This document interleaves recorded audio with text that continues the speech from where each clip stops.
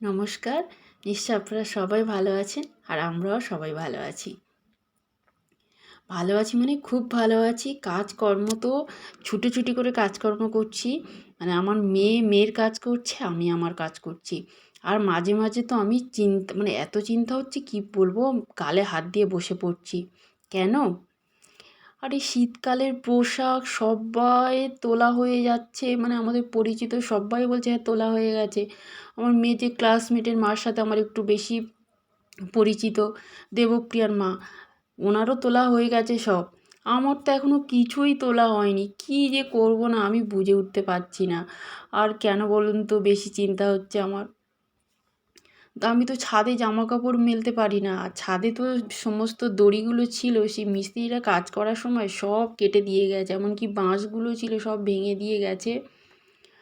আর আমি তো দোতলায় জামা কাপড় মেলি, অতগুলো শীতের পোশাক কি করে মেলবো? তারপর রোদ নেই, মানে মাঝে মাঝে তো এমন হচ্ছে, সেই 11টা থেকে রোদ হচ্ছে, একটুখানি রোদ হলো ব্যাস। কোনো দিন সকাল থেকেই রোদ নেই, কোনো দিন সারাদিনই রোদ নেই। শীতের পোশাক কি করে শুকনো হবে বলুন? এই নিয়ে তো আমার কি বলবো, মাথায় হাত। কি করব? মেয়ে এক্সারসাইজ নিয়ে পড়ে গেছে, নাচ নিয়ে পড়ে গেছে, হাজবেন্ড বেরিয়ে গেছে, আমি কি করব? এদিকে কাজ করছি, একবার এসে শোয়ার ঘরে দেখছি, আর মেয়ে একবার শোয়ার ঘর থেকে একবার ডাইনিং রুমে আসছে, এই করছে। এবার ওর তো অসুবিধা হচ্ছে, আমাদের কি বলুন তো, আমাদের না ঘরগুলো ভীষণ ছোট ছোট, তারপর তো ফার্নিচার এখানে ওখানে রয়েছে। ওর যে এক্সারসাইজগুলো, ওর জায়গা একটু বেশি দরকার, সেগুলো তো মানে করতে পারছে না। আমাদের দোতলায় করতে পারবে, ড্রয়িং রুমটা বড়, কিন্তু দোতলায় তো কিছু নেই, সেখানে তো নেট সিমেন্টও করা নেই। আর যাই হোক, মানে উপযুক্ত তো নেই না, সেই জন্য প্রচণ্ড অসুবিধা হচ্ছে। কি করব? এই জন্য শনিবার করে আমরা একটু তাড়াতাড়ি যাই, সেখানে গিয়ে আন্টির গদি আছে বাড়িতে, গদিতে ও যেগুলো ওর অসুবিধা হয় এখানে সেখানে প্র্যাকটিস করে। তো মেয়ে এই নিয়ে গজগজ করছে, আর তার মধ্যে নাচ এটা ওটা প্র্যাকটিস করছে, আর আমার উপরে রেগে যাচ্ছে বারবার। আর গরম তো মোটামুটি পড়েই গেছে। তারপর ভাবলাম যে কিছু কিছু শীতের পোশাক কেচেই দিই। তো বিছানা তোলার সময় গিয়ে বিছানা তুলবো, ভাবলাম একটা কম্বলের ঢাকনা থেকে কম্বল খুলে নিই, ওটা একটু মানে দোতলায় একটু মেলে দিয়ে আসি, যেহেতু দোতলায় জানালা আছে ড্রয়িং রুমটাতে, মানে কাঁচ আছে, কাঁচের জানালা। তো ওখানে ভাবলাম একটু মেলে দিই, হাওয়া বাতাস খা, একটু রোদ আসুক, তারপরে ওটা তুলে দেবো।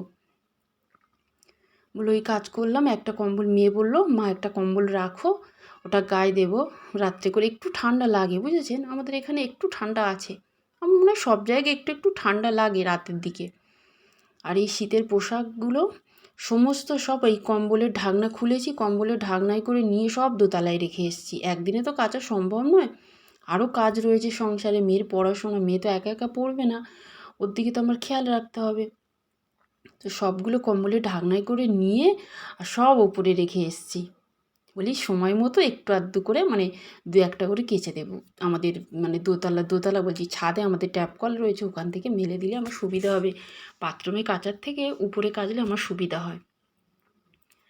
তো আবার জানেন, মেয়ের নিয়ে আমি মাঝে মাঝে ভাবি মেয়েটা বড় হয়ে গেছে, নিজের পড়া নিজে পড়ছে, বা নিজের যেগুলো প্রয়োজনীয় কাজ নিজে করছে। ও মা, আবার দেখি সেই না, সেই কি আমার সেই ছোট্ট আমার বাবু রয়ে গেছে, বাবুর পিছনে সেই আমাকে বলতে, বাবু পড়তে বসো, বাবু এটা খাও ওটা খাও। আর এখন তো আরও ওর নিয়ে ভীষণ চিন্তা, মানে ছোটোবেলায় তো খাওয়া দাওয়া কোনো চিন্তাই করতে হতো না, এখন এটা খাবো না ওটা খাবো না, মানে কী বিরক্তি করে না, কি বলবো। সবজি একটুও মুখে দেবে না। আর এখন তো আর ভয় নেই আমার দেখে, মারের দিকেও ভয় নেই, ওর পাপার দিকেও ভয় নেই। কী বলবো, মেয়েটা আমার বড় হচ্ছে আর একেবারে মানে অন্য রকম তৈরি হচ্ছে। এটা খাবো না ওটা খাবো না, বিরক্তি, কাউকে দেখে ভয় পাচ্ছে না। যত মারধর করতে যায় সেই মজা করে, সে পরিস্থিতি এমন করে দেয়, রাগ করেই বেরিয়ে আসি ঘর থেকে।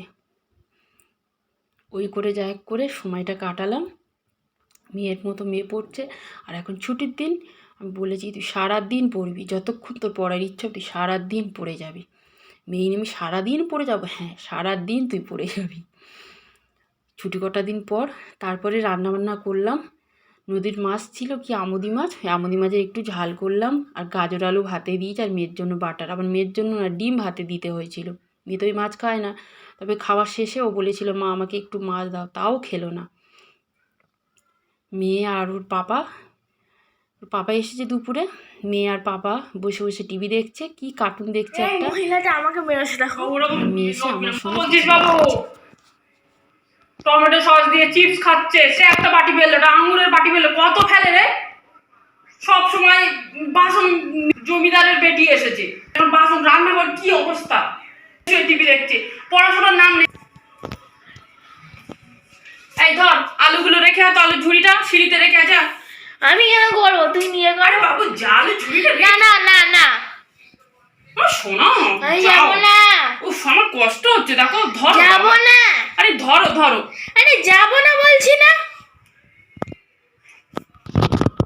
দূরে থেকে দেখেছিস কত, তো জ্ঞানই করছো না তুমি। আমি আর পারি না, বাসন পারতে হবে না, যাও তো। কি কথা বলতে বলেছি, এটা দেখিয়েছি আমি সব। দেখো ওই মহিলাটা অ্যাক্টিং করছে, অ্যাক্টিং করছে গো, সব অ্যাক্টিং। তোমাকে কথা বলতে বলেছি? দেখো এটা বাবু সব সময় বক বক বক বক করছে। চেয়ার টেবিল তুলে রাখি, থাকো বাসন কোসন।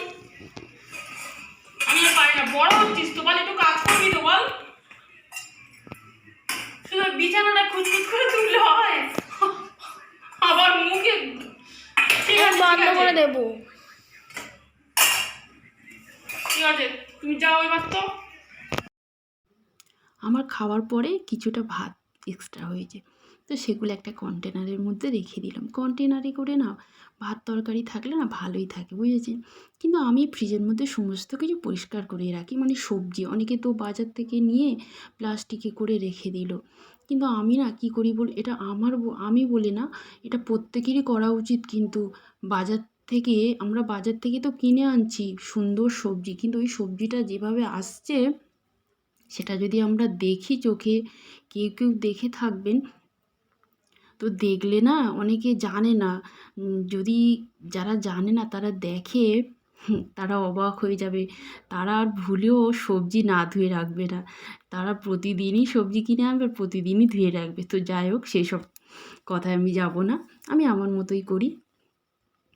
আমি সবজি সমস্ত কিছু ধুয়ে, বাইরে থেকে যেসব জিনিস আনি প্রত্যেকটা জিনিস আমি ভালো করে ধুয়ে পরিষ্কার করে তবে আমি ফ্রিজের মধ্যে রাখি।